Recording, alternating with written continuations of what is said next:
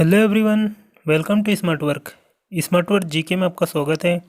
आज की इस वीडियो में हम भारतीय संविधान की प्रस्तावना से रिलेटेड 25 इंपॉर्टेंट प्रश्न को पूरा डिस्कस करेंगे, जो सभी कॉम्पिटिटिव एग्जाम के लिए बहुत ही ज़रूरी टॉपिक है। तो वीडियो को एंड तक देखते रहिएगा। चलिए वीडियो को स्टार्ट करते हैं। आज का हमारा फर्स्ट क्वेश्चन है, भारत को गणतंत्र क्यों कहा जाता है? राइट आंसर हो जाएगा ऑप्शन सी, क्योंकि यहाँ राज्य का प्रमुख निर्धारित अवधि के लिए निर्वाचित होता है। इसी कारण भारत को जो है गणतंत्र कहा जाता है। नेक्स्ट क्वेश्चन है, भारत है एक, राइट आंसर हो जाएगा ऑप्शन ए, धर्मनिरपेक्ष राष्ट्र। भारत जो है एक धर्मनिरपेक्ष राष्ट्र है। और धर्मनिरपेक्ष राष्ट्र का मतलब क्या होता है? तो इसका मतलब होता है सरकार द्वारा किसी धर्म को स्वीकार नहीं करना। नेक्स्ट क्वेश्चन है, निम्नलिखित में से वे दो शब्द कौन से हैं जिनका समावेशन 42वें संशोधन द्वारा संविधान की उद्देशिका में किया गया था? राइट आंसर है ऑप्शन सी, समाजवादी और धर्मनिरपेक्ष।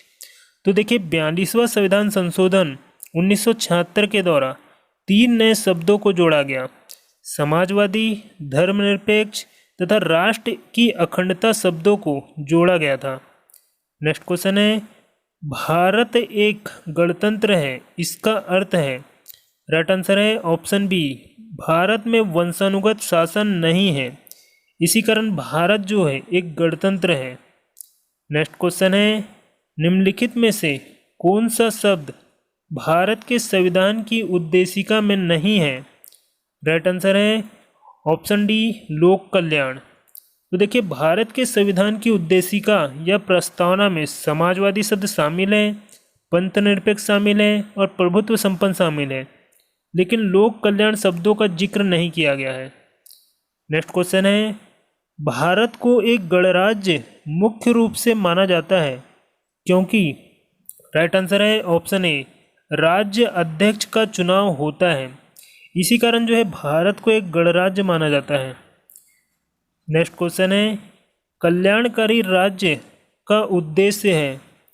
राइट आंसर हो जाएगा ऑप्शन बी, कमजोर वर्गों के कल्याण का प्रबंध करना कल्याणकारी राज्य का उद्देश्य है। नेक्स्ट क्वेश्चन है, संविधान की प्रस्तावना में प्रयुक्त शब्द धर्मनिरपेक्ष या सेकुलर का अर्थ है?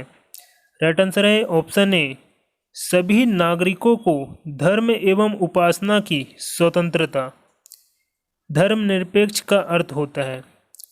नेक्स्ट क्वेश्चन है, समाजवाद का अर्थ है? राइट आंसर हो जाएगा ऑप्शन सी, सामाजिक न्याय। देखिए, समाजवाद का अर्थ होता है सामाजिक न्याय, मतलब एक समान न्याय। नेक्स्ट क्वेश्चन है, भारतीय संविधान की आत्मा किसे कहा जाता है? राइट आंसर है ऑप्शन ए, प्रस्तावना को। तो देखिए, भारतीय संविधान की आत्मा या कुंजी प्रस्तावना को कहा जाता है। और एक इम्पोर्टेंट फैक्ट याद रखिएगा कि आर्टिकल 32 के तहत संवैधानिक उपचारों के अधिकार को भी संविधान की आत्मा या हृदय कहा जाता है, लेकिन संवैधानिक उपचारों के अधिकार को डॉक्टर भीमराव अंबेडकर ने संविधान की आत्मा या हृदय कहा है। नेक्स्ट क्वेश्चन है, भारत में लौकिक सार्वभौमिकता है क्योंकि संविधान की प्रस्तावना प्रारंभ होती है? राइट आंसर है ऑप्शन ए, हम भारत के लोक शब्दों से संविधान की प्रस्तावना या उद्देशिका जो है प्रारंभ होती है।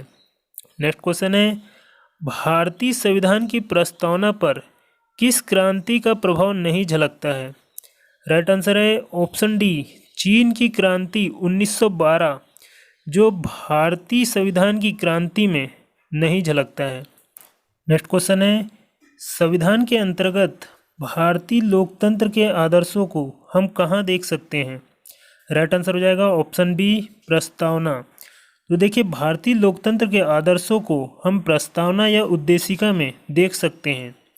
और प्रस्तावना से रिलेटेड एक इम्पोर्टेंट फैक्ट याद रखिएगा कि 13 दिसंबर 1946 को भारतीय संविधान की प्रस्तावना भारत के प्रथम प्रधानमंत्री पंडित जवाहरलाल नेहरू द्वारा बनाए गए उद्देश्य प्रस्ताव पर आधारित है, जिसे संविधान विशेषज्ञ नानी पालकीवाला ने संविधान की प्रस्तावना को संविधान का परिचय पत्र भी कहा है। तो ये फैक्ट भी आप याद रखिएगा। नेक्स्ट क्वेश्चन है, 42वें संविधान संशोधन अधिनियम 1976 के द्वारा प्रस्तावना में किस शब्द को नहीं जोड़ा गया?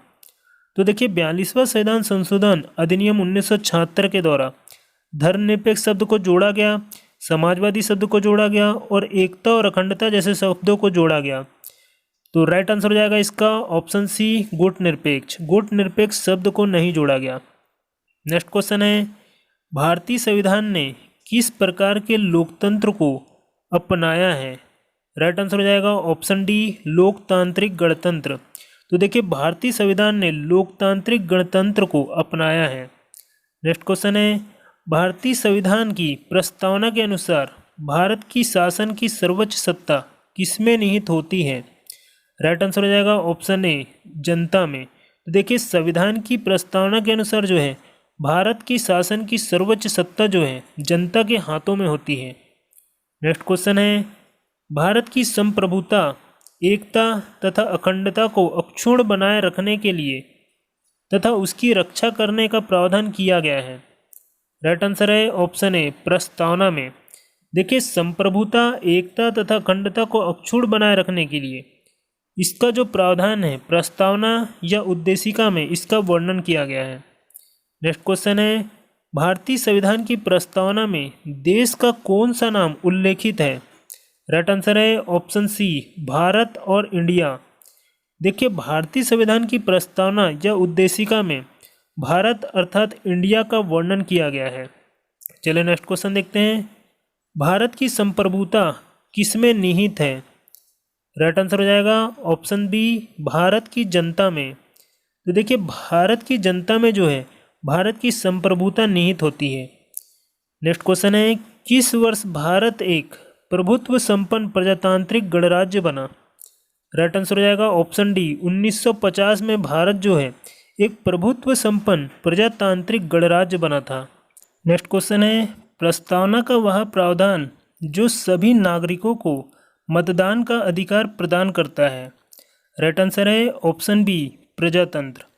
तो देखिए प्रजातंत्र जो है सभी वयस्क नागरिकों को मतदान का अधिकार प्रदान करता है। नेक्स्ट क्वेश्चन है, भारतीय संविधान को संविधान सभा द्वारा अंगीकृत किया गया?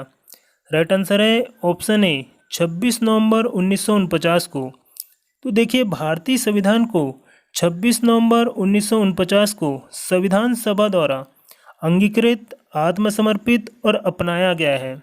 और एक इम्पोर्टेंट फैक्ट याद रखिएगा कि संविधान सभा की प्रारूप समिति के अध्यक्ष डॉक्टर भीमराव अंबेडकर की 125वीं जयंती के वर्ष 2015 से प्रत्येक वर्ष 26 नवंबर को संविधान दिवस के रूप में मनाया जाता है। तो ये फैक्ट भी आप याद रखिएगा। नेक्स्ट क्वेश्चन है, भारतीय संविधान में प्रस्तावना को किस देश के संविधान से लिया गया है? राइट आंसर है ऑप्शन ए, अमेरिका से। तो देखिए संविधान में प्रस्तावना को जो है अमेरिका के संविधान से लिया गया है, लेकिन संविधान में प्रस्तावना की भाषा को ऑस्ट्रेलिया के संविधान से लिया गया है। तो ये फैक्ट भी याद रखिएगा कि संविधान में जो है प्रस्तावना की जो भाषा है उसको ऑस्ट्रेलिया के संविधान से लिया गया है, लेकिन संविधान में प्रस्तावना या उद्देशिका को अमेरिका के संविधान से लिया गया है। नेक्स्ट क्वेश्चन है, भारतीय संविधान की प्रस्तावना से क्या स्पष्ट नहीं होता है? राइट आंसर हो जाएगा ऑप्शन डी, संविधान को लागू करने की तिथि। देखिए संविधान को लागू करने की तिथि को छोड़कर अन्य सभी स्पष्ट होते हैं, जैसे संविधान की स्रोत, शासन के ध्येयों का विवरण और संविधान की अंगीकृत जो है प्रस्तावना से स्पष्ट होते हैं। नेक्स्ट क्वेश्चन है, संविधान की उद्देशिका या प्रस्तावना का संशोधन कितनी बार किया गया है? राइट आंसर हो जाएगा ऑप्शन सी, एक बार। तो देखिए अब तक उद्देशिका या प्रस्तावना में संशोधन केवल एक ही बार किया गया है, 42वां संविधान संशोधन 1976 के द्वारा, जिसमें 3 नए शब्दों को जोड़ा गया था, समाजवादी, धर्मनिरपेक्ष और राष्ट्र की अखंडता जैसे शब्दों को जोड़ा गया। आई होप कि वीडियो आपको पसंद आया होगा। वीडियो पसंद आया तो चैनल को सब्सक्राइब करके बेल आइकन को प्रेस कर लें, ताकि आगे भी इसी प्रकार की वीडियो की नोटिफिकेशन आप तक पहुंचती रहे। और हमें कमेंट बॉक्स पर ज़रूर कमेंट करके बताएं कि वीडियो आपको कैसा लगा। Thanks for watching.